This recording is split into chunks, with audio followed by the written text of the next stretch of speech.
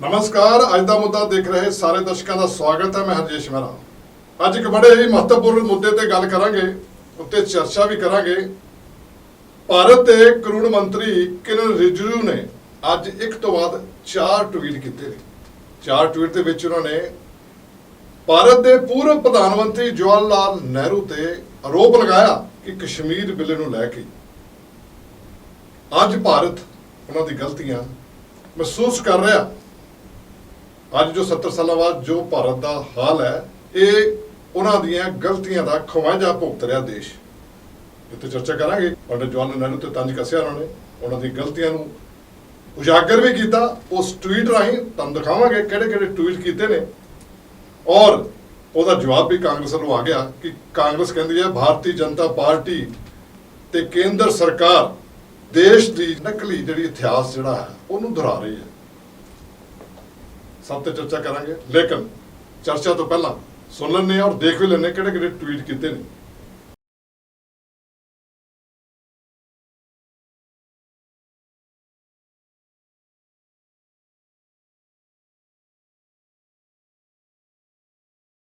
See, today is a very important day because 75 years back, what had happened on this day cannot be forgotten.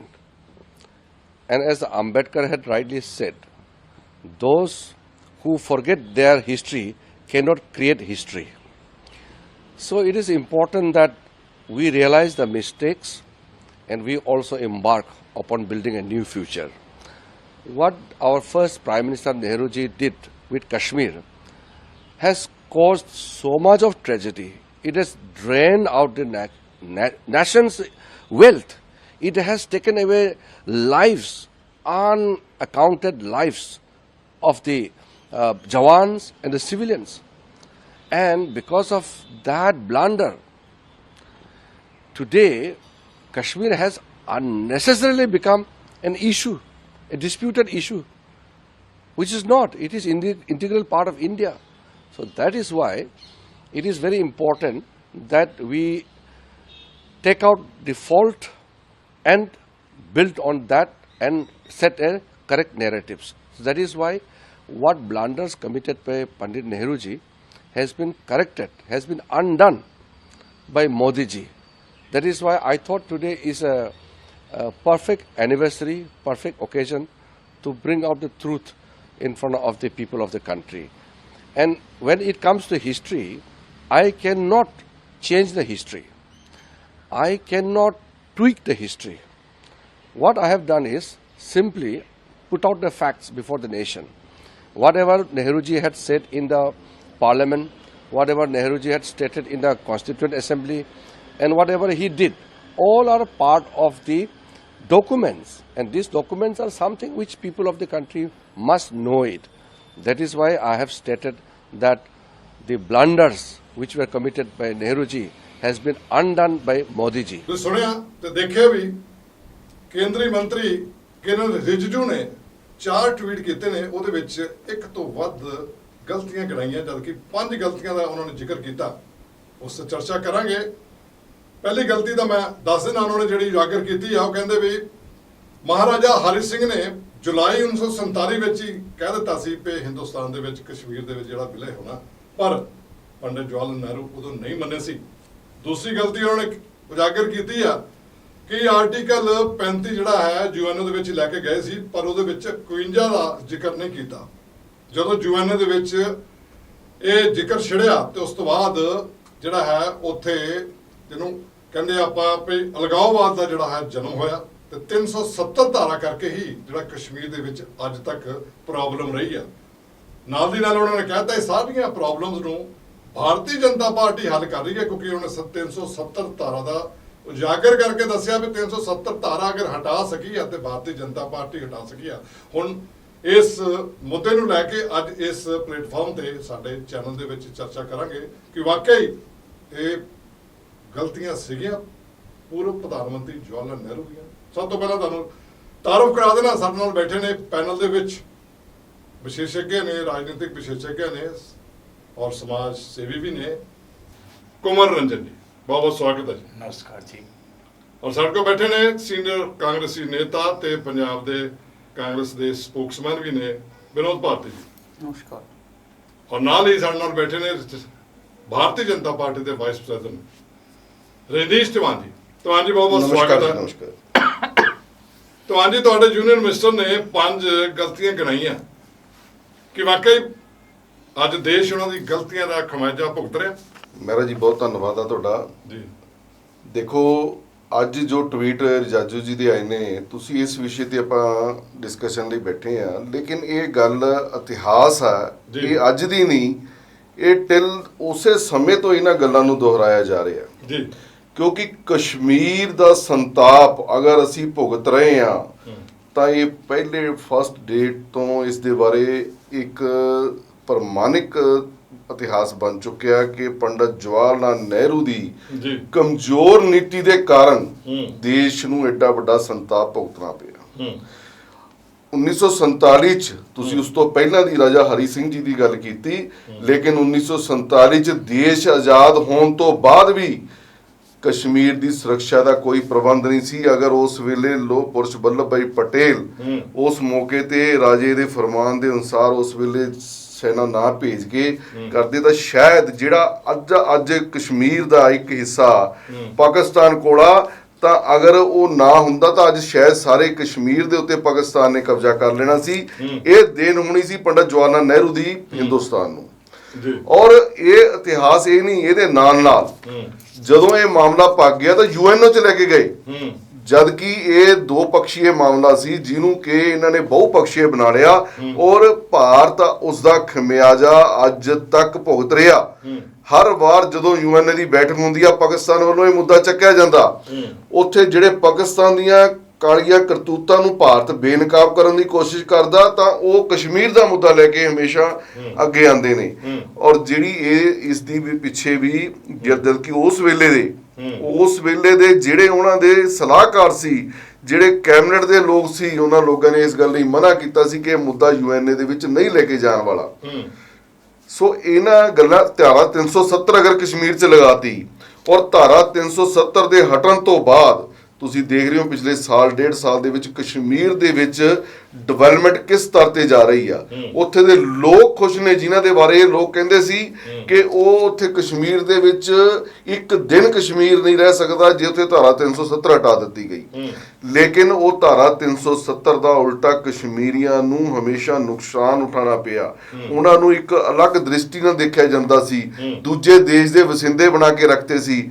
Bharat ਦੀ ਇੱਕ ਕਾਮਨਾ ਸੀ, ਭਾਰਤ ਦੇ ਲੋਕਾਂ ਦੀ ਕਾਮਨਾ ਸੀ ਵੀ ਕਸ਼ਮੀਰ ਸਾਡਾ ਅਭਿੰਨ ਅੰਗ ਆ, ਸਾਡੇ ਸਿਰ ਦਾ ਸਰਤਾਜ ਆ, ਸਾਡੇ ਸਿਰ ਦਾ ਭਾਰਤ ਦਾ ਮੁਕਟ ਹੈ। ਔਰ ਇਹਨਾਂ ਨੇ ਉਹ ਮੁਕਟ ਨੂੰ ਸਿਰ ਤੋਂ ਲਾ ਕੇ ਇੱਕ ਪਾਸੇ ਗਿਰਵੀ ਰੱਖਿਆ ਹੋਇਆ ਸੀ, ਜਿਹਨੂੰ ਦੁਬਾਰਾ ਅੱਜ ਭਾਰਤੀ ਜਨਤਾ ਪਾਰਟੀ ਦੀ ਸਰਕਾਰ ਨੇ, ਮਾਨਨੀय ਨਰਿੰਦਰ ਮੋਦੀ ਜੀ ਨੇ ਵਾਪਸ ਉਹ ਤਾਜ ਭਾਰਤ ਮਾਤਾ ਦੇ ਸਿਰ ਤੇ ਸਜਾਇਆ। ਤੇ ਤਾਜ ਜਿਹੜਾ 370 ਦਾ ਕਹਿੰਦੇ ਜੀ ਕੰਡਿਆਂ ਵਾਲਾ ਤਾਜ ਸੀਗਾ, ਜਿੱਥੇ 370 ਪੈਦਾ ਹੋਏ ਭਾਰਤੀ ਜੀ, ਉਹ 370 ਧਾਰਾ ਜੇ ਅਗਰ ਕੋਈ ਹਟਾ ਸਕਿਆ ਤੇ ਭਾਰਤੀ ਜਨਤਾ ਪਾਰਟੀ ਦੀ ਸਰਕਾਰ ਨੇ ਹਟਾਈ ਹੈ। ਕਿ ਮੰਨਦੇ ਹੋ ਤੁਸੀਂ ਕਿ ਵਾਕਈ ਇਹ ਕੰਡਿਆਂ ਵਾਲਾ ਤਾਜ ਸੀ? ਔਰ 370 ਨਾਲ ਉਹਨਾਂ ਨੇ ਕਿਹਾ, ਰਿਜੂ ਨੇ ਇਹ ਟਵੀਟ ਵੀ ਕੀਤਾ ਕਿ ਧਾਰਾ 370 ਨਾਲ ਕਸ਼ਮੀਰ ਦੇ ਅੰਦਰ ਅਲੱਗ ਵਾਦ ਜਿਹੜਾ ਹੈ ਉਹ ਪੈਦਾ ਹੋਇਆ। ਮੇਰਾ ਸਾਹਿਬ, ਸਭ ਤੋਂ ਪਹਿਲਾਂ ਤਾਂ ਮੈਂ ਸ਼ੁਕਰਗੁਜ਼ਾਰ ਹਾਂ ਤੁਹਾਡਾ ਜੀ ਔਰ ਸਮੂਹ ਸਾਰੇ ਚੈਨਲ ਦਾ, ਤੁਹਾਡੇ ਸਾਰੇ ਸਟਾਫ ਦਾ।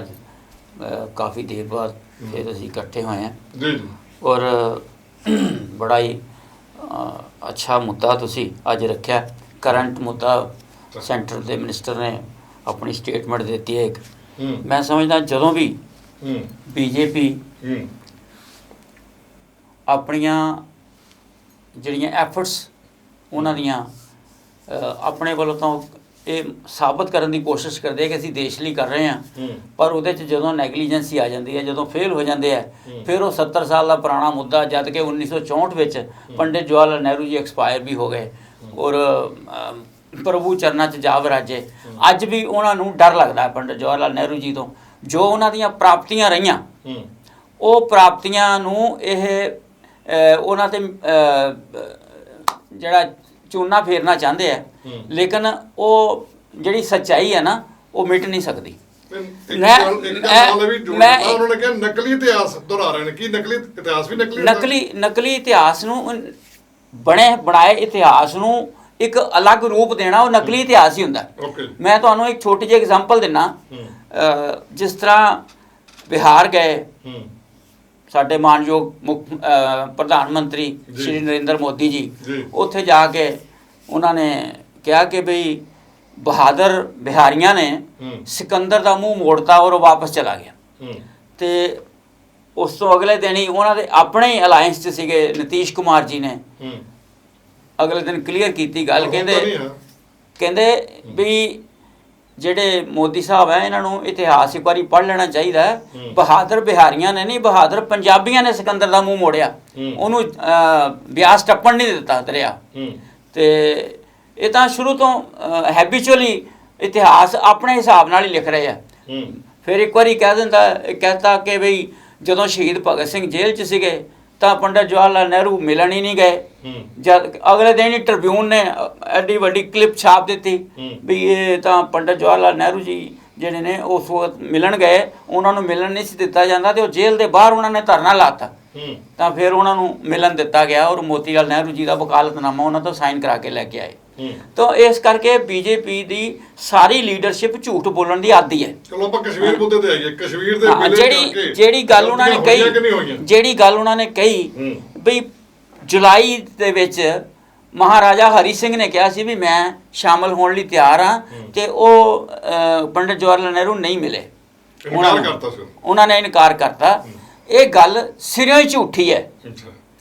ਜਿਸ ਵਕਤ 15 ਅਗਸਤ 1947 ਨੂੰ ਸਾਡੇ ਦੇਸ਼ ਦੀ ਆਜ਼ਾਦੀ ਅਨਾਉਂਸ ਹੋਈ ਹੈ ਤਾਂ ਉਸ ਵਕਤ ਅਗਸਤ ਦੀ ਜਿਹੜੀ 3 ਅਗਸਤ ਨੂੰ ਸਰਦਾਰ ਪਟੇਲ ਜੀ, ਪੰਡਿਤ ਜਵਾਹਰ ਲਾਲ ਨਹਿਰੂ ਔਰ 3 ਹੋਰ ਸੀਗੇ ਸੀਨੀਅਰ ਲੀਡਰ ਜਿਨ੍ਹਾਂ ਦੀ ਆਪਸ 'ਚ ਮੀਟਿੰਗ ਹੋਈ ਔਰ ਉਸ ਤੋਂ ਬਾਅਦ ਸਾਰੇ ਰਾਜਿਆਂ ਨੂੰ ਅਪਰੋਚ ਕੀਤੀ ਗਈ। ਇਹਨਾਂ ਨੂੰ ਵੀ ਅਪਰੋਚ ਕੀਤੀ ਗਈ, ਹੈਦਰਾਬਾਦ ਦੇ ਰਾਜੇ ਨੂੰ ਔਰ ਜੂਨਾਗੜ੍ਹ ਦੇ ਰਾਜੇ ਨੂੰ ਵੀ ਅਪਰੋਚ ਕੀਤੀ ਗਈ। ਉਹਨਾਂ ਨੇ ਕਿਹਾ ਕਿ ਅਸੀਂ ਤਾਂ ਜੀ ਪਾਕਿਸਤਾਨ ਨਾਲ ਰਲਣਾ। ਮਹਾਰਾਜਾ ਹਰੀ ਸਿੰਘ ਨੇ 3 ਅਗਸਤ ਨੂੰ ਇਹ ਗੱਲ ਕਹੀ ਕਿ ਵੀ ਮੈਂ ਤਾਂ ਨਾ ਹਿੰਦੁਸਤਾਨ ਨਾਲ ਰਲਣਾ ਨਾ ਪਾਕਿਸਤਾਨ ਨਾਲ ਰਲਣਾ, ਮੈਂ ਤਾਂ ਇੱਕ ਸਾਈਡ ਤੇ ਹਾਂ, ਇਸ ਕਰਕੇ ਮੈਂ ਤਾਂ ਖੁਦ ਮੁਖਤਿਆਰ ਰਹਿਣਾ। ਉਸ ਵਕਤ ਉਹਨਾਂ ਨੇ ਕਿਹਾ ਵੀ ਜਦ ਤੱਕ ਤੁਸੀਂ ਸਾਡੇ ਨਾਲ ਲੈਟਰ ਆਫ ਐਕੁਜੀਸ਼ਨ ਜਿਹੜਾ ਹੈ ਉਹ ਸਾਈਨ ਨਹੀਂ ਕਰਦੇ ਤੇ ਅਸੀਂ ਨਾ ਤੁਹਾਡੇ ਨਾਲ ਉਨੀ ਦੇਰ ਕੋਈ ਸੰਬੰਧ ਰੱਖਾਂਗੇ ਤੇ ਨਾ ਤੁਸੀਂ ਸਾਡੇ ਕੋਲੋਂ ਕਿਸੇ ਚੀਜ਼ ਦੀ ਤਵੱਕੋ ਕਰਿਓ। ਉਸ ਤੋਂ ਬਾਅਦ ਮਹਿਰਾ ਸਾਹਿਬ 1947 ਸਾਡਾ ਦੇਸ਼ ਆਜ਼ਾਦ ਹੁੰਦਾ ਔਰ 1948 ਚ ਪਾਕਿਸਤਾਨ ਇੱਕ ਸ਼ਰਾਰਤ ਕਰਦਾ ਹੈ, ਆਪਣੇ ਫੌਜੀਆਂ ਨੂੰ ਉਹ ਬਣਾ ਕੇ ਕਬਾਇਲੀ, ਤਾਂ ਉੱਥੇ ਉਹਨਾਂ ਨੇ ਹਮਲਾ ਕਰਵਾਤਾ। ਫਿਰ ਮਹਾਰਾਜਾ ਹਰੀ ਸਿੰਘ ਨੇ ਜਦੋਂ ਮਦਦ ਲਈ ਅਪੀਲ ਕੀਤੀ ਤਾਂ ਪੰਡਿਤ ਜਵਾਹਰ ਲਾਲ ਨਹਿਰੂ ਜੀ ਨੇ ਸਰਦਾਰ ਪਟੇਲ ਨਾਲ ਗੱਲ ਕੀਤੀ। ਉਹ ਕਹਿੰਦੇ ਜੀ ਪਹਿਲੋਂ ਮਹਾਰਾਜਾ ਸਾਨੂੰ ਲੈਟਰ ਆਫ ਐਕੁਜੀਸ਼ਨ ਸਾਈਨ ਕਰਕੇ ਦੇਵੇ, ਫਿਰ ਅਸੀਂ ਇਹਦੀ ਮਦਦ ਕਰਾਂਗੇ, ਅਦਰਵਾਈਜ਼ ਇਹ ਜਾਣੇ ਤੇ ਪਾਕਿਸਤਾਨ ਜਾਣੇ, ਕਿਉਂਕਿ ਖੁਦ ਮੁਖਤਿਆਰ ਹੈ। ਉਸ ਤੋਂ ਬਾਅਦ ਫਿਰ ਉਹਨਾਂ ਨੇ ਕਿਹਾ ਵੀ ਠੀਕ ਹੈ। ਫਿਰ ਮਹਾਰਾਜਾ ਹਰੀ ਸਿੰਘ ਨੇ ਜਦੋਂ ਦੇਖਿਆ ਵੀ ਮੇਰੇ ਤਾਂ ਕਸ਼ਮੀਰ ਤੇ ਕਾਫੀ ਸਾਰਾ ਕਬਜ਼ਾ ਹੋ ਗਿਆ, ਫਿਰ ਉਹਨੇ ਲੈਟਰ ਆਫ ਐਕੁਜੀਸ਼ਨ ਜਿਹੜਾ ਉਹਨਾਂ ਨੂੰ ਸਾਈਨ ਕਰਕੇ ਦਿੱਤਾ। ਫਿਰ ਮਹਾਰਾਜਾ ਪਟਿਆਲਾ ਦੀਆਂ ਫੌਜਾਂ ਜਿਹੜੀਆਂ ਨੇ ਉਹ ਉੱਥੇ ਭੇਜੀਆਂ ਗਈਆਂ ਔਰ ਉੱਥੋਂ ਉਹਨਾਂ ਨੇ ਜਿਹੜੀ ਸਾਡੀ ਵੀ ਇੰਡੀਅਨ ਮਿਲਟਰੀ ਸੀ, ਕਿਉਂਕਿ ਮਿਲਟਰੀ ਸਾਰੀ ਪਹਿਲਾਂ ਇਕੱਠੀ ਸੀ ਹਿੰਦੁਸਤਾਨ ਔਰ ਪਾਕਿਸਤਾਨ ਦੀ, ਔਰ ਉਹ ਮਿਲਟਰੀ ਵੰਡੀ ਗਈ। ਤਾਂ ਜਿਹੜੀ ਸਾਡੀ ਉਸ ਵਕਤ ਦੋਨਾਂ ਦੇਸ਼ਾਂ ਦਾ ਇੱਕੋ ਹੀ ਅੰਗਰੇਜ਼ ਜਨਰਲ ਸੀ, ਪਾਕਿਸਤਾਨ ਦੀ ਫੌਜ ਦਾ ਔਰ ਹਿੰਦੁਸਤਾਨ ਦੀ ਫੌਜ ਦਾ। ਤਾਂ ਪਾਕਿਸਤਾਨ ਦੇ ਜਿਹੜੇ ਜਨਾਹ ਸਾਹਿਬ ਸੀਗੇ ਉਹਨਾਂ ਨੇ ਉਸ ਜਨਰਲ ਨੂੰ ਕਿਹਾ ਬਈ ਸਾਡੇ ਕਸ਼ਮੀਰ ਤੇ ਹਿੰਦੁਸਤਾਨ ਨੇ ਹਮਲਾ ਕਰਤਾ। ਉਹ ਕਹਿੰਦਾ ਤੁਹਾਡਾ ਕਸ਼ਮੀਰ ਕਿੱਦਾਂ ਹੋ ਗਿਆ? ਉਹ ਕਹਿੰਦੇ ਜੀ ਅਸੀਂ ਉਹਦੇ ਤੇ ਕਬਜ਼ਾ। ਉਹ ਕਹਿੰਦਾ ਕਬਜ਼ਾ ਨਹੀਂ ਹੈ, ਲੈਟਰ ਆਫ ਐਕੁਜੀਸ਼ਨ ਜਿਹੜਾ ਮਹਾਰਾਜਾ ਹਰੀ ਸਿੰਘ ਨੇ ਸਾਈਨ ਕਰਕੇ ਦੇ ਦਿੱਤਾ। ਇਸ ਕਰਕੇ ਹਿੰਦੁਸਤਾਨ ਦਾ ਹੁਣ ਫਰਜ਼ ਬਣਦਾ ਕਿ ਉਹ ਉਹਨੂੰ ਬਚਾਵੇ ਆਪਣੀ ਟੈਰੀਟਰੀ ਨੂੰ। ਹਾਂ, ਤਾਂ ਉਹ ਪਾਕਿਸਤਾਨ ਨੂੰ ਫਿਰ ਮਜਬੂਰੀ 'ਚ ਉੱਥੇ ਸਰੈਂਡਰ ਕਰਨਾ ਪਿਆ ਔਰ ਉੱਥੋਂ ਉਹਨਾਂ ਨੂੰ ਭਜਾਤਾ ਸਾਡੀ ਬਹਾਦਰ ਫੌਜ ਨੇ, with the consent of Pandit Jawahar Lal Nehru and Sardar Patel. ਜਿਹੜੀਆਂ ਗੱਲਾਂ ਇਹ ਕਰਦੇ ਨੇ ਨਾ, ਇਹ ਆਪਣੀਆਂ ਨਲਾਇਕੀਆਂ ਛੁਪਾਉਣ ਲਈ ਕਰਦੇ ਨੇ। ਚਲੋ ਮੈਂ ਉਹਨਾਂ ਨੂੰ ਆਪਣੇ ਨਾਲ ਤੀਸਰੇ ਸਾਡੇ ਸਾਥੀ ਨੇ ਵਿਸ਼ੇਸ਼ज्ञ ਨੇ ਕੁਮਰੰਜਨ ਜੀ, ਕਿ ਵਾਕਈ ਇਹ ਭਾਰਤੀ ਜਨਤਾ ਪਾਰਟੀ ਜਿਸ ਤਰ੍ਹਾਂ ਭਾਰਤੀ ਨੇ ਕਿਹਾ ਵੀ ਆਪਣੀਆਂ ਨਲਾਇਕੀਆਂ ਛੁਪਾਉਣ ਦੀ ਕੋਸ਼ਿਸ਼ ਕਰ ਰਹੇ ਨੇ, ਜਦ ਕਿ ਯੂਨੀਅਨ ਮਿਨਿਸਟਰ ਕਹਿ ਰਿਹਾ ਵੀ ਉਹਨਾਂ ਦੀਆਂ ਗਲਤੀਆਂ ਦਾ ਜਿਹੜਾ ਖਿਆਵੰਜਾ ਅੱਜ ਗਲਤੀਆਂ ਦੇਸ਼ ਭੁਗਤ ਰਿਹਾ, ਕੀ ਤੁਹਾਡੀ ਟਿੱਪਣੀ ਹੈ?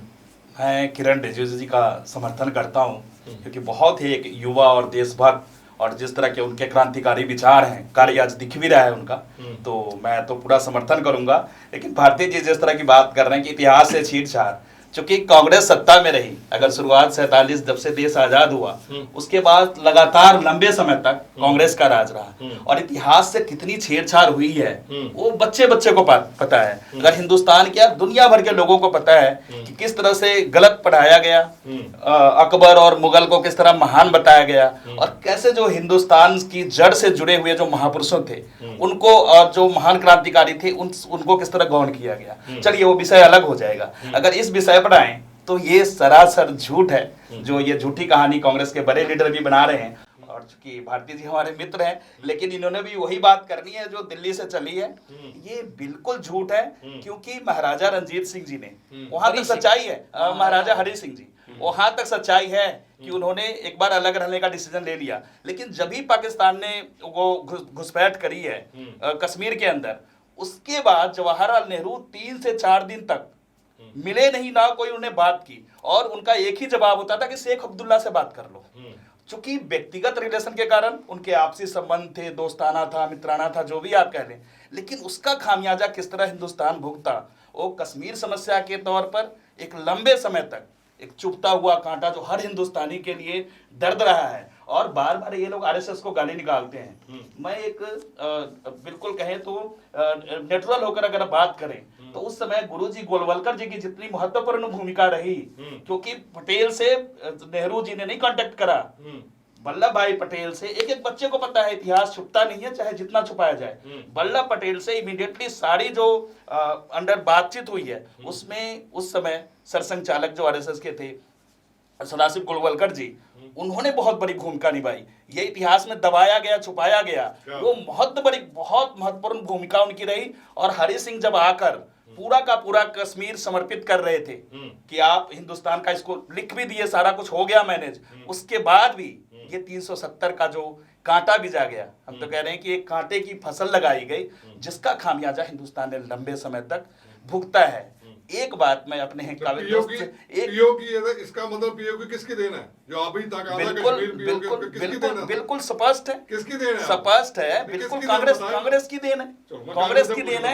मैं एक बात और कहना चाहूंगा, विनती करूंगा कांग्रेस के जो भी हमारे लीडर हैं, क्योंकि आज अगर कहते हैं कि सुबह का भूला अगर शाम को घर वापस आ जाए उसको भूला नहीं कहते, लेकिन आज जब जिस तरह से एक कहने की उसको अपने तर्क से, लॉजिक से झूठ को सच करने की साबित कर रहे हैं, ये देश हित में नहीं है। तो आज राष्ट्र हित में सबको मिलकर जो 370 का कांटा निकला है देश से, और पूरे कश्मीर से लेकर कन्याकुमारी तक एक सूत्र में भारत आज पिरो रहा है, सबको मिलकर देश के लिए काम करना चाहिए। देश के लिए काम करना चाहिए।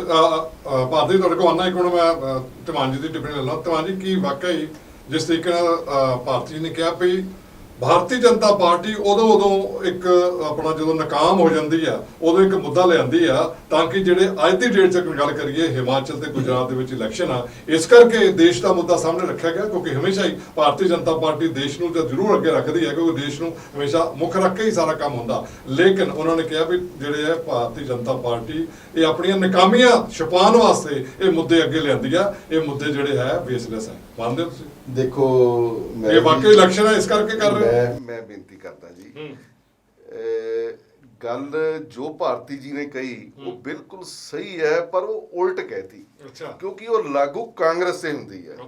ਉਹ ਕਿਸ ਤਰ੍ਹਾਂ? ਉਹ ਸਾਬਤ ਇਹਨਾਂ ਨੇ ਆਪਣੀ ਡਿਬੇਟ ਦੇ ਵਿੱਚ ਜਿਹੜਾ ਇਹ ਆਪਣੇ ਟਾਈਮ ਦੇ ਵਿੱਚ 5-7 ਮਿੰਟ ਇਹਨਾਂ ਨੇ ਆਪਣਾ ਪੱਖ ਰੱਖਿਆ, ਉਹ 'ਚ ਬੋਲੇ ਕਸ਼ਮੀਰ ਤੇ 2 ਮਿੰਟ ਬੋਲੇ ਆ, ਔਰ ਇਹਨਾਂ ਨੇ 3 ਮਿੰਟ 4 ਮਿੰਟ ਬਿਹਾਰ ਤੇ ਜਾਂ ਹੋਰ ਦੇਸ਼ ਦੇ ਉੱਤੇ ਘੁੰਮ ਲਏ। ਇੱਥੋਂ ਪਤਾ ਲੱਗਦਾ ਕਿ ਰਾਜਨੀਤੀ ਕਿਸ ਸਤਰ ਤੇ ਹੋ ਰਹੀ ਹੈ। ਇਹ ਨਹੀਂ ਕਰ ਰਹੀ, ਇਹ ਕਾਂਗਰਸ ਲੀਡਰਸ਼ਿਪ ਹੀ ਕਰ ਰਹੀ ਹੈ। ਜਦੋਂ ਵੀ ਕੋਈ ਮੁੱਦਾ ਆਉਂਦਾ ਜਿਹੜਾ ਜਨਤਾ ਜਿਨ੍ਹਾਂ ਨੂੰ ਗੁੰਮਰਾਹ ਕਰਕੇ ਜਨਤਾ ਨੂੰ ਐਸੇ ਮੁੱਦੇ ਝੂਠੇ ਪੇਸ਼ ਕੀਤੇ ਗਏ, ਅੱਜ ਤੱਕ ਦੇਸ਼ ਨੂੰ ਗੁੰਮਰਾਹ ਕਰਨ ਦੀ ਕੋਸ਼ਿਸ਼ ਕੀਤੀ ਗਈ, ਲੇਕਿਨ ਦੇਸ਼ ਦੀ ਜਨਤਾ ਬੜੀ ਸੂਝਵਾਨ ਸੀ, ਉਹਨਾਂ ਨੇ ਸਮੇਂ-ਸਮੇਂ ਤੇ ਮੁੱਦੇ ਚੁੱਕੇ। ਦੇਖੋ ਭਾਰਤੀ ਜਨਤਾ ਪਾਰਟੀ ਦਾ ਤਾਂ ਇਤਿਹਾਸ ਹੈ ਕਿ ਆਜ਼ਾਦ ਹਿੰਦੁਸਤਾਨ ਦਾ ਅਗਰ ਕੋਈ ਪਹਿਲਾ ਸ਼ਹੀਦ ਹੋਇਆ ਤਾਂ ਉਹ ਡਾਕਟਰ ਸ਼ਿਆਮਾ ਪ੍ਰਸਾਦ ਮੁਖਰਜੀ ਕਸ਼ਮੀਰ ਦੀ ਆਜ਼ਾਦੀ ਲਈ ਸ਼ਹੀਦ ਹੋਏ। ਉਹਨਾਂ ਨੇ ਆਪਣੀ ਸ਼ਹਾਦਤ ਕਸ਼ਮੀਰ ਦੀ ਆਜ਼ਾਦੀ ਲਈ ਦਿੱਤੀ, ਜਿੱਥੇ ਜਾਣ ਤੋਂ ਇਹਨਾਂ ਨੇ ਰੋਕਿਆ ਸੀ। ਸੋ ਇਸ ਕਰਕੇ ਭਾਰਤੀ ਜਨਤਾ ਪਾਰਟੀ ਦਾ ਤਾਂ ਕਸ਼ਮੀਰ ਦੇ ਨਾਲ, ਕਸ਼ਮੀਰ ਦੀ ਜਨਤਾ ਦੇ ਨਾਲ ਔਰ ਪੂਰੇ ਭਾਰਤ ਵਰਸ਼ ਦੇ ਨਾਲ ਇੱਕ ਲਗਾਓ ਆ।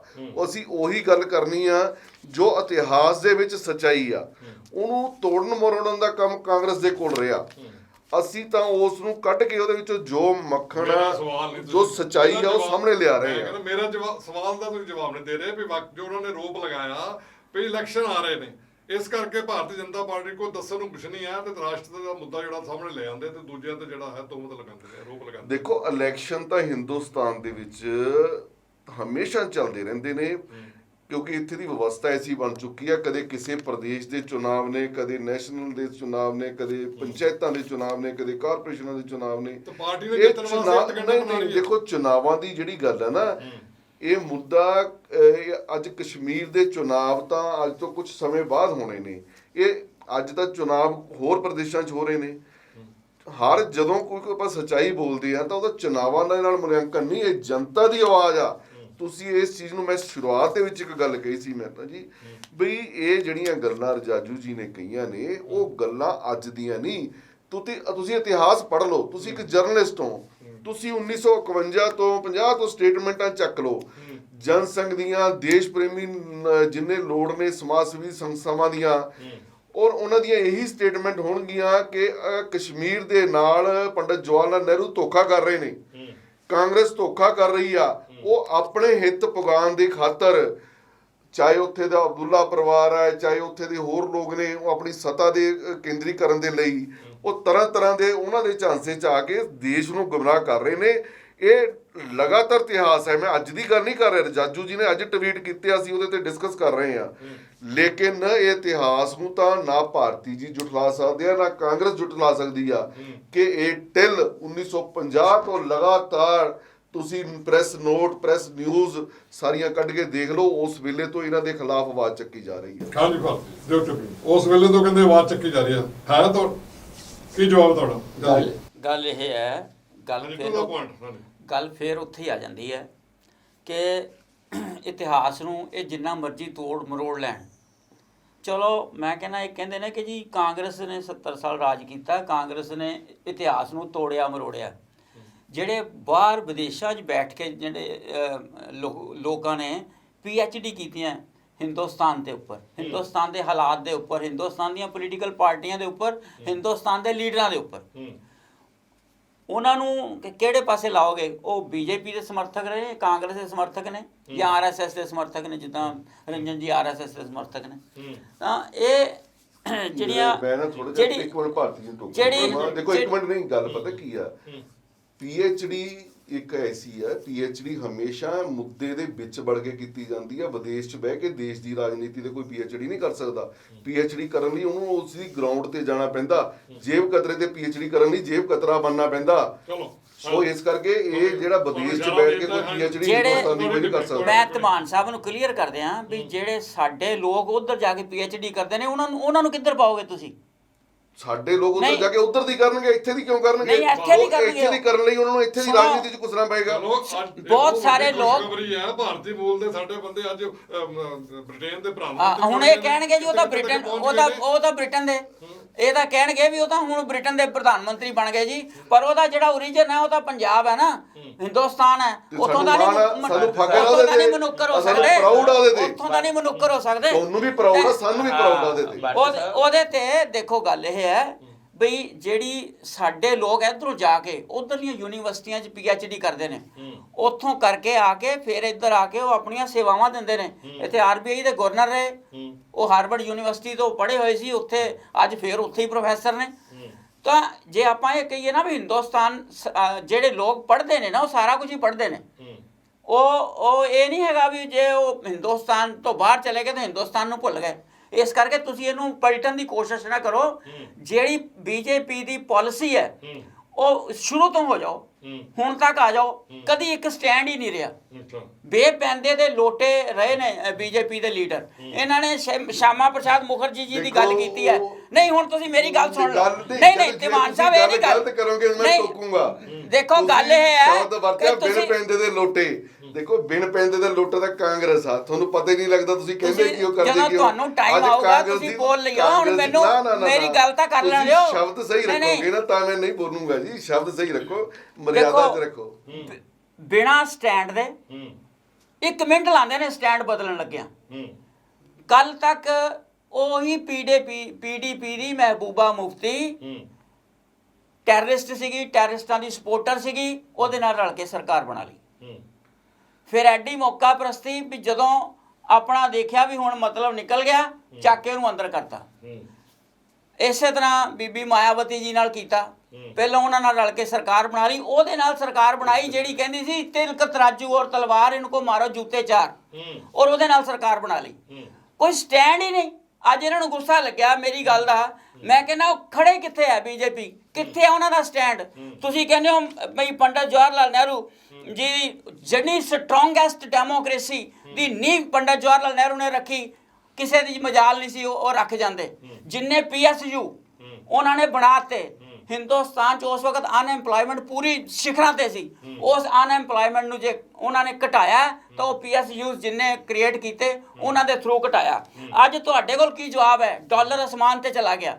ਰੁਪਈਏ ਸਾਡੇ ਜਿਹੜੀ 90 ਲੱਖ ਜਿਹੜਾ 90 ਲੱਖ ਕਰੋੜ ਦਾ ਸਾਨੂੰ ਤੇਲ ਮਿਲਦਾ ਸੀ, ਅੱਜ 1,04,000 1.4 ਲੱਖ ਕਰੋੜ ਦਾ ਮਿਲਣ ਲੱਗ ਪਿਆ। ਔਰ ਫਿਰ ਅਨਐਮਪਲੋਇਮੈਂਟ ਜਿਹੜੀ ਹੈ ਪਿਛਲੇ 43 ਸਾਲ ਦਾ ਰਿਕਾਰਡ ਤੋੜਤਾ। ਇੱਕ ਸਕਿੰਟ ਸੁਣੋ ਨਹੀਂ ਇਹ ਇਸੇ ਕਰਕੇ ਬਿਆਨ ਦਿੱਤਾ ਗਿਆ। ਨਹੀਂ ਰੰਜਨ ਜੀ ਇਹ ਬਿਆਨ ਇਸੇ ਕਰਕੇ ਦਿੱਤਾ ਗਿਆ। ਇਹ ਬਿਆਨ ਇਸੇ ਕਰਕੇ ਦਿੱਤਾ ਗਿਆ। ਇੰਡਸਟਰੀ ਜਿਹੜੀ ਹੈ ਉਹ ਸਾਡੀ ਬੈਕ ਹੋ ਗਈ। ਸਿਰਫ ਹਿੰਦੁਸਤਾਨ ਦੀ 73% ਹਿੰਦੁਸਤਾਨ ਦੀ 73% ਪ੍ਰਾਪਰਟੀ ਜਿਹੜੀ ਹੈ ਹਿੰਦੁਸਤਾਨ ਦਾ 73% ਕੈਪੀਟਲ ਜਿਹੜਾ ਸਿਰਫ 9 ਪਰਿਵਾਰਾਂ ਕੋਲ ਹੈ। ਸਿਰਫ 9 ਪਰਿਵਾਰਾਂ ਕੋਲ। GDP ਦਾ ਰੇਟ ਤਾਂ ਇਹਨਾਂ ਦੇ ਕੰਟਰੋਲ 'ਚ ਨਹੀਂ। ਝੂਠੀਆਂ ਔਰ ਹੇਟ ਐਟਮੋਸਫੀਅਰ ਜਿਹੜਾ ਉਹ ਬੀਜੇਪੀ ਦਾ ਦਿੱਤਾ ਹੋਇਆ। ਅੱਜ ਜੇ ਦੇਸ਼ ਦੇ ਵਿੱਚ ਦੇਸ਼ ਉਹਨਾਂ ਦੀ ਗਲਤੀ ਨੇ ਖਮਾਜਾ ਭੁਗਤ ਰਿਹਾ, ਉਹ ਦੱਸ ਰਹੇ ਖਮਾਜਾ ਅੱਜ ਦੇਸ਼ ਦੇ ਵਿੱਚ ਨਫ਼ਰਤ ਦੀ ਅੱਜ ਦੇਸ਼ 'ਚ ਨਫ਼ਰਤ ਦੀ ਆਂਧੀ ਚੱਲ ਰਹੀ ਹੈ। ਉਹ ਇਸ ਕਰਕੇ ਚੱਲ ਰਹੀ। ਇਹ ਸਾਰੀਆਂ ਗੱਲਾਂ ਛੁਪਾਉਣ ਲਈ ਅੱਜ ਰੀਜੀ ਜੀ ਨੂੰ ਇਹ ਬਿਆਨ ਦੇਣਾ ਪਿਆ ਵੀ 70 ਸਾਲ ਪਹਿਲਾਂ ਪੰਡਤ ਜਵਾਹਰ ਲਾਲ ਨਹਿਰੂ ਜੀ ਨੇ ਆਹ ਕੀਤਾ ਸੀ। ਉਹ ਤੁਸੀਂ ਕੀ ਕੀਤਾ 8 ਸਾਲਾਂ 'ਚ? ਦੇਸ਼ ਦਾ ਬੇੜਾ ਗਰਕ ਕਰਕੇ ਰੱਖਤਾ। ਦੇਸ਼ ਦੇ ਵਿੱਚ ਅੱਜ ਤੱਕ ਜੇ ਕਿਸੇ ਨੇ ਧਰਮ ਆਧਾਰਿਤ ਰਾਜਨੀਤੀ ਕੀਤੀ ਅੱਜ ਤੱਕ, ਧਰਮ ਦੇ ਨਾਂ ਤੇ ਵੋਟ ਬੈਂਕ ਦੇ ਵਰਤਿਆ, ਤਾਂ ਉਹ ਕਾਂਗਰਸੀ ਜਿਹਨੇ ਮੁਸਲਮਾਨਾਂ ਦਾ ਤੁਸ਼ਟੀਕਰਨ ਕੀਤਾ, ਸਿੱਖਾਂ ਦਾ ਕੀਤਾ, ਹਰੇਕ ਨੂੰ ਆਪਣੇ ਵੋਟ ਬੈਂਕ ਦੀ ਤੌਰ ਤੇ ਵਰਤਿਆ। ਔਰ ਇਹ ਕਹਿੰਦੇ ਨੇ ਵੀ ਹਿੰਦੂ ਰਾਸ਼ਟਰ ਬੀਜੇਪੀ ਨੇ ਆਵਾਜ਼ ਦਿੱਤੀ। ਹਿੰਦੂ ਰਾਸ਼ਟਰ ਦੀ ਉਹਨਾਂ ਦੀ ਉਪਲਬਧੀ ਸੁਣ ਲਓ। ਅੱਜ ਤੁਸੀਂ ਕਹਿੰਦੇ ਹੋ ਵੀ ਦੂਜੇ ਬੰਦੇ ਤੁਸੀਂ ਆਪਣੇ ਪ੍ਰਧਾਨ ਮੰਤਰੀ ਦੀ ਉਪਲਬਧੀ ਸੁਣ ਲਓ। ਮਾਨਨੀय ਪੰਡਤ ਜਵਾਹਰ ਲਾਲ ਨਹਿਰੂ ਜੀ ਦੀ ਜਿਹੜੀ ਉਪਲਬਧੀ ਸੀ, ਉਹਨਾਂ ਦਾ ਦੋਹਤਾ ਗਿਣਾ ਗਿਆ ਸੀ ਬਈ ਅਸੀਂ ਇੰਨੇ ਸਾਲ ਰਾਜ ਕਰਨ ਤੋਂ ਬਾਅਦ ਜਿਹੜਾ 1 ਰੁਪਿਆ ਭੇਜਦੇ ਆ ਨਾ, 95 ਪੈਸੇ ਰਸਤੇ 'ਚ ਸਾਡੇ ਬੰਦੇ ਖਾ ਲੈਂਦੇ ਨੇ, 5 ਪੈਸੇ ਜ਼ਰੂਰਤਮੰਦ ਤੱਕ ਪਹੁੰਚਦੇ ਨੇ। ਉਹ ਤੁਹਾਡੇ ਪ੍ਰਧਾਨ ਮੰਤਰੀ ਦਾ ਬਣਾਇਆ ਹੋਇਆ ਇੰਫਰਾਸਟ੍ਰਕਚਰ ਸੀਗਾ। ਸਿਸਟਮ ਦੀ ਗੱਲ ਆ ਗਈ। ਸਿਸਟਮ ਨਹੀਂ ਜੀ, ਉਹ ਦੇਣ ਸੀ ਉਹ ਦੇਸ਼ ਨੂੰ। ਉਸ ਸਿਸਟਮ ਨੂੰ ਅੱਜ ਦੂਰ ਕਿਵੇਂ ਕੀਤਾ? ਉਸ ਸਿਸਟਮ ਨੂੰ ਜੇ ਕੋਈ ਬਦਲਿਆ ਤਾਂ ਅੱਜ 1 ਰੁਪਏ ਦਾ 1 ਰੁਪਿਆ ਜ਼ਰੂਰਤਮੰਦ ਤੱਕ ਕਿਵੇਂ ਪਹੁੰਚ ਰਿਹਾ? ਅੱਜ ਪੈਸੇ ਪਹੁੰਚ ਰਹੇ ਆ। ਅੱਜ ਤੁਸੀਂ ਦੱਸੋ, ਅੱਜ ਤੁਹਾਡੇ ਸਾਰੇ ਪੈਸੇ ਅਡਾਨੀ ਕੋਲ ਪਹੁੰਚ ਰਹੇ ਆ, ਤੁਹਾਡੇ ਸਾਰੇ ਪੈਸੇ ਅੰਬਾਨੀ ਕੋਲ ਪਹੁੰਚ ਰਹੇ ਆ। ਤੁਸੀਂ ਕਹਿੰਦੇ ਹੋ ਇੱਥੇ ਪਹੁੰਚ ਰਹੇ ਆ। ਅੰਬਾਨੀ 9 ਪਰਿਵਾਰਾਂ ਕੋਲ 73% ਪ੍ਰਾਪਰਟੀ ਜਿਹੜੀ ਆ ਉਹ 9 ਪਰਿਵਾਰਾਂ ਕੋਲ ਯਾਦ ਪਹੁੰਚ ਕਰਾ ਦਵਾਂ। ਅੰਬਾਨੀ ਉਹੀ ਬੰਦਾ, ਇੱਕੋ ਬੰਦਾ ਜਿਹਨੂੰ ਕਿਹਾ ਜਾਂਦਾ ਸੀ ਇੰਦਰਾ ਗਾਂਧੀ ਦੇ ਦਰਬਾਰ 'ਚ ਅਗਰ ਕੋਈ ਬਿਨਾਂ ਦਰਵਾਜ਼ੇ ਖੜਕਾ ਕੇ ਵੜਦਾ ਤਾਂ ਉਹ ਧੀਰੂ ਭਾਈ ਅੰਬਾਨੀ ਸੀ। ਅੱਜ ਤੁਸੀਂ ਗੱਲਾਂ ਅੰਬਾਨੀ ਤੇ ਅਡਾਨੀ ਦੀਆਂ ਕਰਦੇ ਹੋ। ਉਹਨੂੰ ਇੰਡਸਟਰੀਜ਼ ਦੀ ਤਰ੍ਹਾਂ ਮਿਲਿਆ ਜਾਂਦਾ ਸੀ। ਕੋਈ ਨਹੀਂ। ਉਹਨੂੰ ਬੀਜੇਪੀ ਦਾ ਅਗਰ ਉਸ ਵੇਲੇ ਮੀਡੀਆ ਸਟਰੋਂਗ ਹੁੰਦਾ ਤਾਂ ਤੁਹਾਨੂੰ ਪਤਾ ਲੱਗ ਜਾਂਦਾ, ਇਹ ਜਨਤਾ ਨੂੰ ਜ਼ਿਆਦਾ ਪਤਾ ਲੱਗ ਜਾਂਦਾ। ਅੱਜ ਮੀਡੀਆ ਬਹੁਤ ਸਟਰੋਂਗ ਆ। ਅੱਜ ਝੂਠ ਨਹੀਂ ਚੱਲਣ ਵਾਲਾ। ਅੱਜ ਉਹ ਗੱਲਾਂ ਜਿਹੜੀਆਂ ਤੁਸੀਂ ਝੂਠ ਗਿਣਾ ਰਹੇ ਹੋ, ਉਹ ਮੈਂ ਇਹੀ ਤਾਂ ਗੱਲ ਕਹਿ ਰਿਹਾ ਵੀ ਜਿਹੜਾ ਰੀਜੀ ਜੋ ਝੂਠ ਬੋਲ ਰਹੇ ਆ ਉਹ ਸਾਰੀ ਦੁਨੀਆ ਜਾਣਦੀ ਹੈ। ਤੁਹਾਨੂੰ ਹੁਣੇ ਪਤਾ ਲੱਗ ਜਾਣਾ ਆਉਣ ਵਾਲੇ ਟਾਈਮ ਵਿੱਚ। ਹਿਮਾਚਲ ਆ ਰਿਹਾ, ਗੁਜਰਾਤ ਆ ਰਿਹਾ, ਉੱਥੇ ਤੁਹਾਨੂੰ ਕੋਈ ਪੁੱਛ ਨਹੀਂ ਰਿਹਾ। ਇਸ ਕਰਕੇ ਤੁਸੀਂ ਪੁੱਠੇ ਸਿੱਧੇ ਬਿਆਨ ਦੇਣੇ ਸ਼ੁਰੂ ਕਰਤੇ। ਪੰਡਤ ਜਵਾਹਰ ਲਾਲ ਨਹਿਰੂ ਦੇ ਪੈਰਾਂ ਵਰਗੀ ਵੀ ਨਹੀਂ ਬੀਜੇਪੀ ਜੇ ਅੱਜ ਮੇਰੀ ਗੱਲ ਮੰਨੋ ਤੁਸੀਂ ਕਹਿੰਦੇ ਹੋ ਬਈ ਹਿੰਦੁਸਤਾਨ ਨੂੰ ਜੇ ਬਿਲਕੁਲ ਤਾਕਤਵਰ ਬਣਾਇਆ, ਜੀ ਪੰਡਤ ਜਵਾਹਰ ਲਾਲ ਨਹਿਰੂ ਦੇ ਤਾਂ ਨੇੜੇ ਤੇੜੇ ਵੀ ਨਹੀਂ ਲੰਘਦੀ ਬੀਜੇਪੀ। ਪੰਡਤ ਜਵਾਹਰ ਲਾਲ ਨਹਿਰੂ ਦਾ ਫਿਰ ਇਹਨਾਂ ਨੇ ਬਹੁਤ ਕਿਹਾ ਵੱਡੇ ਬੰਦੇ ਸੀਗੇ ਕਿ ਜੀ ਦੇਸ਼ ਦੇ। ਧਾਰਾ 370 ਅਸੀਂ ਹਟਾਈ, ਉੱਥੇ ਜੀ ਬੜੀ ਸ਼ਾਂਤੀ ਹੋ ਗਈ, ਉੱਥੇ ਜੇ ਹੋ ਗਿਆ, ਉੱਥੇ ਉਹ ਹੋ ਗਿਆ। ਕੀ ਕਸ਼ਮੀਰੀ ਪੰਡਤਾਂ ਦਾ ਉੱਥੇ ਉਹਨਾਂ ਨੇ ਮਾਰ ਨਹੀਂ ਰਹੇ? ਸਕੂਲ ਦੇ ਵਿੱਚ ਬੈਠੀਆਂ ਟੀਚਰਾਂ ਨੂੰ ਉੱਥੇ ਕਤਲ ਹੋ ਰਿਹਾ, ਔਰ ਪੰਡਤ ਉਹ ਜਿਹੜਾ ਉੱਥੇ ਗਵਰਨਰ ਇਹਨਾਂ ਦੇ ਬੈਠੇ ਆ, ਉਹ ਗਵਰਨਰ ਸਾਹਿਬ ਕਹਿੰਦੇ ਜੀ ऐसी छोटी मोटी घटनाएं होती रहती हैं। मतलब ਇੱਕ ਪਰਿਵਾਰ ਦਾ ਜੀ ਚਲਾ ਜਾਏ, ਇੱਕ परिवार चों लड़की चली जाए। ਜਿਹੜੀ ਪੱਥਰਬਾਜ਼ੀ ਸੀਗੀ, ਪੱਥਰਬਾਜ਼ੀ ਜਿਹੜੇ ਮਾਰਦੇ बहुत सारी समस्या का मेहरा मैं साहब कहना मैं देखो गल पता की है, गल पता की है, ਤੁਸੀਂ ਕੁਝ ਨਹੀਂ जो 70 साल का कैंसर, 70 साल का मैं कैंसर कहना है ना, ਜਿਹੜੀ ਸਾਡੀ ਮਿਲਟਰੀ ਦੀ ਐਫਰਟਸ ਹੈ ਹਾਂ ਉਹਨੂੰ ਇਗਨੋਰ ਨਹੀਂ ਕੀਤਾ ਜਾ ਸਕਦਾ। ਜੀ। ਮਿਲਟਰੀ ਨੇ ਉੱਥੇ ਆਪਣੀ ਕੁਰਬਾਨੀ ਦੇ ਕੇ ਜੋ ਹਾਲਾਤ ਨੂੰ ਕੰਟਰੋਲ ਉਹਨੂੰ ਕੀਤਾ ਨਿਰਦੇਸ਼ ਕਿਹਨੇ ਦਿੱਤੇ? ਉਹਨੂੰ ਸਰਕਾਰ ਨੇ ਕਿਹਨੇ ਦਿੱਤੇ? ਦੇਖੋ ਉਹਨੂੰ ਗੱਲ ਨਿਰਦੇਸ਼ ਇਹ ਕਿਹਨੇ ਦਿੱਤੇ? ਅੱਗੇ ਉਹ ਕਹਿੰਦੇ ਸਾਨੂੰ ਨਿਰਦੇਸ਼ ਨਹੀਂ ਦਿੱਤੇ ਸੀ, ਸਾਨੂੰ ਖੋਲ ਹੀ ਨਹੀਂ ਸੀਗੀ। ਉਹ ਕਹਿੰਦੇ ਉਹ ਸਾਨੂੰ ਮਿਲਟਰੀ 'ਚ ਭਰਤੀ ਹੁਣ ਸ਼ੁਰੂ ਹੋਈ ਆ। ਇੱਥੇ ਮੰਨਦੇ ਹੋ ਗੱਲ ਕਿ ਨਹੀਂ? ਤੁਸੀਂ ਕਸ਼ਮੀਰ ਤੋਂ ਜਾ ਕੇ 70 ਸਾਲ ਕੀ ਸਮੱਸਿਆ। ਹਿੰਦੀ ਚੀਨੀ ਭਾਈ ਕਹਿੰਦੇ ਸਾਰਾ ਚਾਈਨਾ ਚਲੋ ਨੂੰ ਮੈਂ- ਸੌਂਪਦਾ। ਮੇਰੇ ਕੋਲ ਸਮਾਂ ਘੱਟ ਤੇ ਆ। ਅੱਜ ਅਸੀਂ ਗੱਲ ਜਵਾਹਰ ਲਾਲ ਨਹਿਰੂ ਜੀ ਦੀ ਕਰਦੇ ਆ, ਬੜਾ ਪ੍ਰਾਊਡ ਕਰਦੇ ਆ ਉਹਨਾਂ ਦੇ। ਰੰਜਨ ਜੀ ਤੁਸੀਂ ਦੋਨੋਂ ਪਾਰਟੀਆਂ ਦੇ ਨੁਮਾਇੰਦੇ ਨੂੰ ਸੁਣ ਲਿਆ। ਅੱਜ ਨਹੀਂ, ਜਿਹੜੇ ਹੈ 50 ਦਿਨ ਇਹ ਵੀ ਬੀਜੇਪੀ ਵਾਲੇ ਹੀ ਨੇ। ऐसे- ਅੱਜ 50 ਦਿਨ ऐसे ਦੇਖੋ नहीं है। ਰੰਜਨ ਜੀ ਅੱਜ ਜੀ। 50 ਦਿਨ ਹੋ ਗਿਆ ਕਾਂਗਰਸ ਦੇ ਜਿਹੜੇ ਭਾਰਤ ਜੋੜੋ ਯਾਤਰਾ ਦੇ ਸ਼ੁਰੂ ਹੋ ਚੁੱਕੇ ਆ ਔਰ 50 ਦਿਨ ਪੂਰੇ ਹੋ ਚੁੱਕੇ ਆ ਔਰ ਉਹਦੇ ਵਿੱਚ ਹਜੇ ਵੀ ਰਾਹੁਲ ਗਾਂਧੀ ਨੇ ਗੱਲ ਕੀਤੀ ਆ ਕਿ ਕਸ਼ਮੀਰ ਦੇ ਅੰਦਰ ਕਸ਼ਮੀਰੀ ਪੰਡਤਾਂ ਦਾ ਪਲਾਨ ਜਾਰੀ ਆ, ਉਹਨਾਂ ਦੇ ਉੱਥੇ ਦੁੱਖ ਦਰਦ ਕੋਈ ਸੰਭਾਲਣ ਵਾਲਾ ਨਹੀਂ ਆ।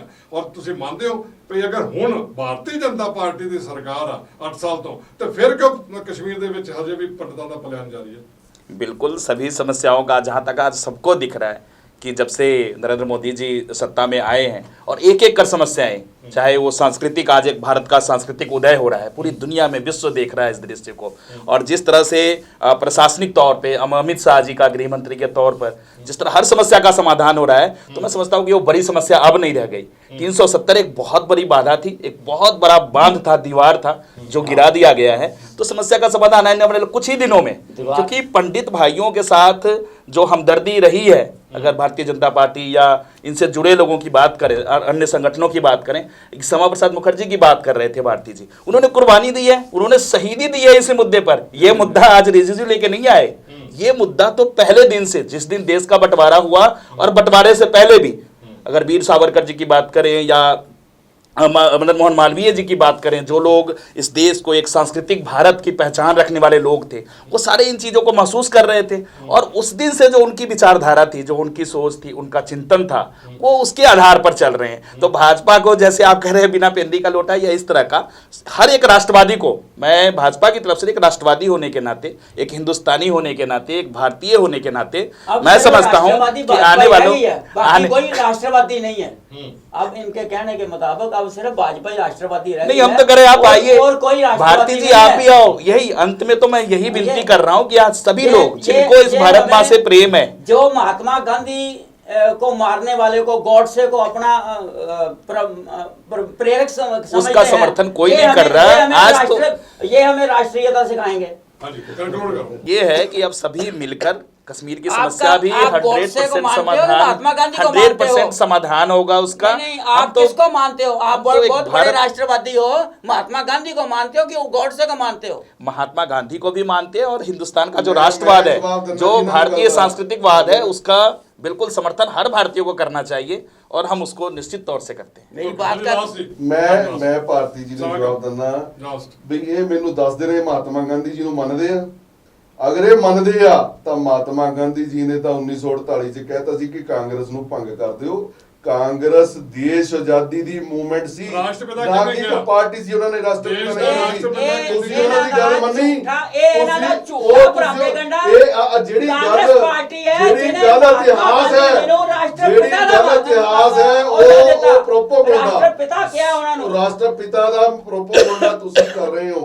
ਅਗਰ ਉਹਨਾਂ ਨੇ ਜਿਹੜੀ ਗੱਲ ਕਹੀ, ਉਹਨਾਂ ਨੇ ਗੱਲ ਗਲਤ ਨਹੀਂ ਸੀ ਕਹੀ, ਕਿਉਂਕਿ ਕਾਂਗਰਸ ਦੀ ਇੱਕ ਮੂਵਮੈਂਟ ਸੀ ਦੇਸ਼ ਆਜ਼ਾਦੀ ਤੋਂ ਪਹਿਲਾਂ ਹਰ ਕੋਈ ਬੰਦਾ ਦੇਸ਼ ਨੂੰ ਆਜ਼ਾਦ ਕਰਾਉਣਾ ਚਾਹੁੰਦਾ ਸੀ। ਉਹ ਤਾਂ ਉਹ ਬੀਜੇਪੀ ਕਹਿੰਦੇ ਸੀ ਦਾ ਕਾਂਗਰਸ ਦੀ ਪ੍ਰੋਪੇਗੰਡਾ, movement ਵਿੱਚ ਸ਼ਾਮਲ ਹੁੰਦਾ ਉਹ ਸੀ। ਬੀਜੇਪੀ ਦਾ ਔਰ ਪ੍ਰੋਪੇਗੰਡਾ, ਕਿਉਂਕਿ ਉਹਦੇ 'ਚ ਚਾਹੇ ਬੀਜੇਪੀ ਦੇ RSS ਦੇ ਕੋਲ ਲੋਕ ਸੀ, ਚਾਹੇ ਹੋਰ ਸੀ। ਹਿੰਦੁਸਤਾਨ ਦੀ ਆਜ਼ਾਦੀ ਤੁਸੀਂ ਚ ਲੜਨ ਦਾ ਕੋਈ ਇਤਿਹਾਸ ਤੁਸੀਂ ਨਹੀਂ। ਅੱਜ ਗੱਲ ਇਸ ਬੇਪਰਵਾਹੀ ਕਰਕੇ ਬੀਜੇਪੀ ਤੁਸੀਂ ਅੱਜ ਇਹ ਗੱਲ ਕਹਿੰਦੀ ਹੈ, ਇਹ ਗੱਲ ਬਿਲਕੁਲ ਗਲਤ ਹੈ। ਵੀ ਮਹਾਤਮਾ ਗਾਂਧੀ ਜੀ ਨੇ ਕਿਹਾ ਸੀ ਵੀ ਕਾਂਗਰਸ ਤੁਸੀਂ ਨੂੰ ਨਾ ਤਾਂ ਭੰਗ ਕਰ ਦਿਓ। ਮਹਾਤਮਾ ਗਾਂਧੀ ਜੀ ਨੂੰ ਇੱਜ਼ਤ ਦਿੱਤੀ, ਤੁਸੀਂ ਮਾਸਟਰ ਰਾਸ਼ਟਰਪਤੀ ਬਣਾ ਕੇ ਉਹਨਾਂ ਨੂੰ ਇੱਕ ਪਾਸੇ ਰੱਖਤਾ, ਨਾ ਤੁਸੀਂ ਲੋਹ ਪੁਰਸ਼ ਵੱਲਭ ਭਾਈ ਪਟੇਲ ਜੀ ਨੂੰ ਤੁਸੀਂ ਮਾਨ ਮਰਵਾਤਾ ਸਤਿਕਾਰ ਉੱਥੇ ਦਿੱਤਾ। ਗੋਡਸੇ ਭੇਜ ਲੋਹ ਕੇ। ਪੁਰਸ਼ ਵੱਲਭ ਭਾਈ ਪਟੇਲ ਜਦੋਂ ਕਾਂਗਰਸ ਦੇ ਦੇਸ਼ ਆਜ਼ਾਦੀ ਤੋਂ ਬਾਅਦ ਕਾਂਗਰਸ ਦਾ ਚੁਣਾਵ ਲੜਨਾ ਚਾਹੁੰਦੇ ਸੀ, ਇਹ ਜਿਹੜੇ ਜਿਵੇਂ ਅੱਜ ਕੱਲ੍ਹ ਇਹਨਾਂ ਦੇ ਖੜਗੇ ਜੀ ਪ੍ਰਧਾਨ ਬਣੇ ਨੇ, ਉਹ ਚੁਣਾਵ ਲੜਨਾ ਚਾਹੁੰਦੇ ਸੀ। ਉਹਨਾਂ ਨੂੰ ਪਤਾ ਸੀ ਪੰਡਿਤ ਜਵਾਹਰ ਲਾਲ ਨਹਿਰੂ ਮੈਂ ਹਾਰ ਜਾਊਂਗਾ, ਇਹਨਾਂ ਨੇ ਕਹਿਣਾ ਫਿਰ ਇਤਿਹਾਸ ਇਹਨਾਂ ਨੇ ਬਣਾ ਲਿਆ। ਤਾਂ ਉਹਨਾਂ ਨੇ ਉਸ ਵੇਲੇ ਉਹਨਾਂ ਨੂੰ ਕਹਾ ਕੇ ਮਹਾਤਮਾ ਗਾਂਧੀ ਜੀ ਤੋਂ ਤੇ ਉਹਨਾਂ ਨੂੰ ਚੁਣਾਵ ਲੜਨ ਤੋਂ ਰੋਕਿਆ ਸੀ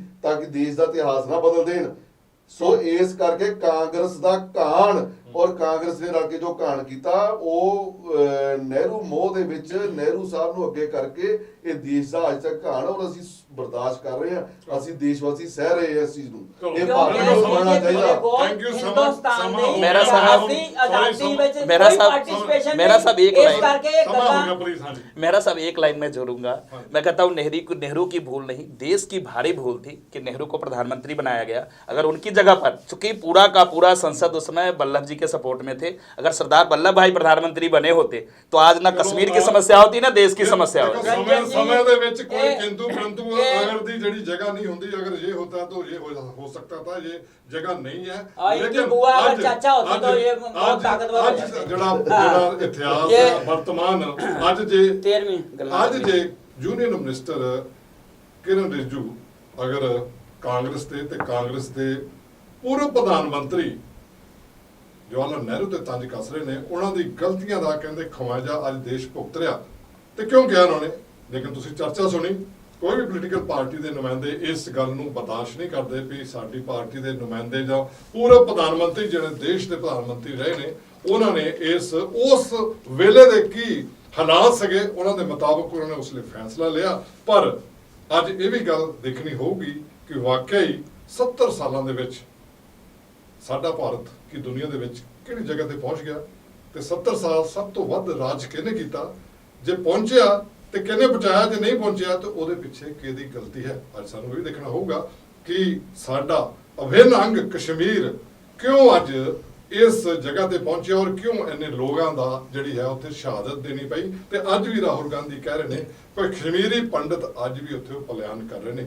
ਇਹ ਅੱਜ ਸਰਕਾਰਾਂ ਨੂੰ ਜ਼ਰੂਰ ਸੋਚਣਾ ਤੇ ਦੇਖਣਾ ਹੋਊਗਾ ਔਰ ਇਹਦਾ ਹੱਲ ਜਿਹੜਾ ਹੈ ਪੱਕੇ ਤੌਰ ਤੇ ਕੱਢਣਾ ਹੋਊਗਾ ਕਿ ਤਾਂ ਕਿ ਸਾਡੇ ਅਭਿੰਨ ਅੰਗ ਜਿਹੜੇ ਕਸ਼ਮੀਰ ਹੈ ਉਹਦੇ ਤੇ ਜਿਹੜੇ ਲੋਕ ਸਾਡੇ ਵਾਸੀ ਰਹਿ ਰਹੇ ਨੇ ਉਹਨਾਂ ਨੂੰ ਕੋਈ ਦਿੱਕਤ ਨਾ ਆਵੇ। ਇਸ ਦੇ ਨਾਲ ਹੀ ਮੈਂ ਦੇਖ ਰਹੇ ਸਾਰੇ ਦਰਸ਼ਕਾਂ ਨੂੰ ਬੇਨਤੀ ਵੀ ਕਰਦਾ ਕਿ ਵਾਕਈ ਤੁਸੀਂ ਇਹ ਮੰਨਦੇ ਹੋ ਕਿ 70 ਸਾਲਾਂ ਦੇ ਵਿੱਚ ਪੰਡਿਤ ਜਵਾਹਰ ਲਾਲ ਨਹਿਰੂ ਦੀਆਂ ਗਲਤੀਆਂ ਦਾ ਖਮਾਜਾ ਅੱਜ ਭਾਰਤ ਭੁਗਤ ਰਿਹਾ, ਜੇ ਨਹੀਂ ਭੁਗਤ ਰਿਹਾ ਤਾਂ ਵੀ ਸਾਡੇ ਕਮੈਂਟਸ ਕਰੋ, ਜੇ ਭੁਗਤ ਰਿਹਾ ਤੇ ਉਸ ਤੇ ਵੀ ਕਮੈਂਟਸ ਕਰੋ। ਬਹੁਤ ਬਹੁਤ ਧੰਨਵਾਦ। ਔਰ ਪੈਨਲ ਦੇ ਵਿੱਚ ਸਾਰੇ ਬੈਠੇ ਸਾਰੇ ਬੁੱਧੀਜੀਵੀਆਂ ਦਾ ਔਰ ਪਾਰਟੀ ਦੇ ਨੁਮਾਇੰਦਿਆਂ ਦਾ ਬਹੁਤ ਬਹੁਤ ਧੰਨਵਾਦ। नमस्कार। नमस्कार। ਨਮਸਕਾਰ।